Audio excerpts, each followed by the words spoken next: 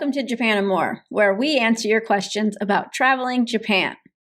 Today's question is there a lot of walking in Japan? Well, yes, Japan is a walking-focused society. On our tours, we usually walk about 5 to 7 miles every day. And it's not only walking. There's a lot of standing, inclines, and also stairs. So in today's video, we'll be talking about walking in major cities, visiting temples, shrines, and castles, and then we'll move on to trails and hiking. So let's start with walking in major cities. Cities are very pedestrian friendly in Japan. The sidewalks are mostly flat. There are very few obstacles to worry about dodging. The stations in the major cities usually have escalators and elevators. Sometimes the elevators are a little small, so this can be a bit of an issue if you're traveling with large suitcases or in a large group with large suitcases. Outside of cities, the elevators and escalators are not quite as common. And one thing that people on our tours often find surprising is that there are not a lot of places to sit and rest. Even when you go to the parks, there aren't a lot of park benches to have a seat and relax. Seats on trains are not always available. You'll often have to stand when you're riding a train. So, what people seem to do in Japan is go to coffee shops. You'll find that the coffee shops in Japan are probably the most crowded that you've ever seen anywhere in the world, because it's the only place to actually sit down and relax. So you can go to a coffee shop if you get tired, and there are a lot of taxis. You can always just hop in a taxi anywhere you are to go to your next destination. Next, let's talk about temples, shrines, and castles. Often, temples, shrines, and castles are hundreds of years old, and they're maintained by using the same techniques as when they were built. They are often built on top of hills, requiring you to walk, sometimes up steep inclines to reach the top. The paths are usually made of gravel or stone, and the stairs might be made out of stones or logs, and sometimes they are cut out of the hillside.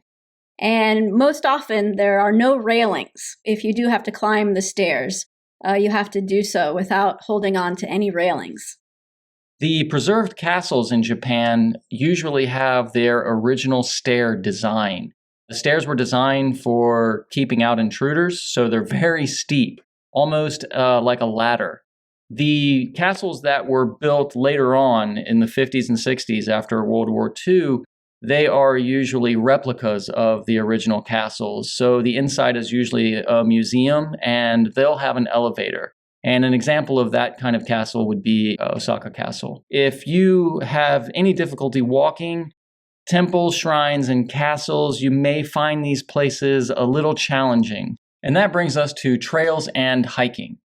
Japan is known for its famous trails like the Kumano-Kodo and the Nakasendo. These paths are very, very ancient paths. They are very raw. They're uneven and unpaved paths, and there are lots of loose rocks, lots of tree roots to negotiate.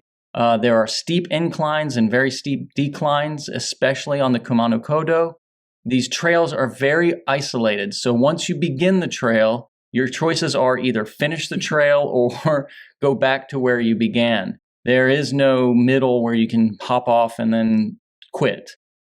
Also, these places are very isolated, so if you do incur an injury, it's going to be a big emergency, and helivac is probably the best way to get out of that situation. Mm-hmm. And Mount Fuji is another famous hike. The trail on Mount Fuji is very rocky. There are some sections that have stairs cut into the surface, and they are uneven and also don't have any railings. The hike to Mount Fuji can get really crowded. It is only open for a couple of months a year in July and August, and a little bit in the beginning of September. So there are just millions of people that go hiking at this time. So it is very crowded. Yeah. Thank you for watching. Don't forget to like and subscribe. and tell us your questions about traveling Japan in the comments section below. We might answer it in the next episode. And for more information about traveling Japan, check us out at japanandmore.com. Thanks for watching.